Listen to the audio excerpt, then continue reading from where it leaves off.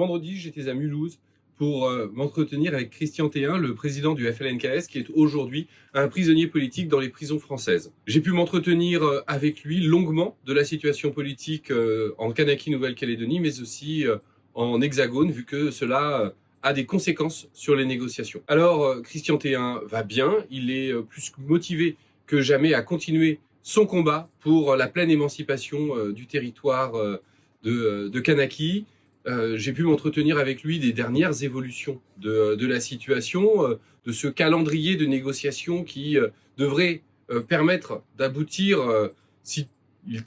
toutes les parties prenantes y arrivent, à un accord au 31 mars pour avoir des élections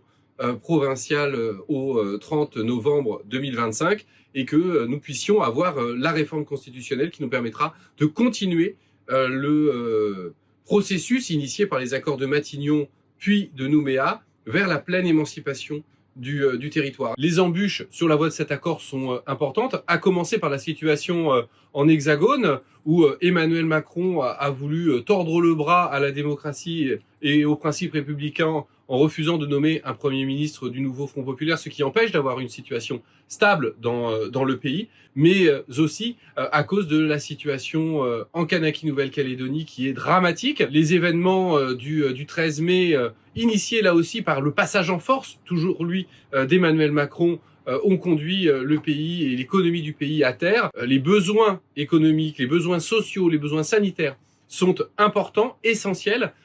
Si dès le 1er janvier, les moyens ne sont pas mis par l'État central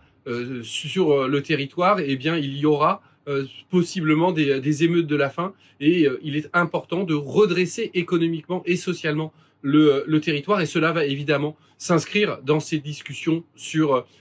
les accords. Alors, plus que jamais, il est indispensable aujourd'hui de soutenir la Kanaky Nouvelle-Calédonie et de permettre la reprise du dialogue par l'ensemble des parties pour aboutir à cet accord global qui pourra ramener la paix et conduire à la pleine émancipation du pays.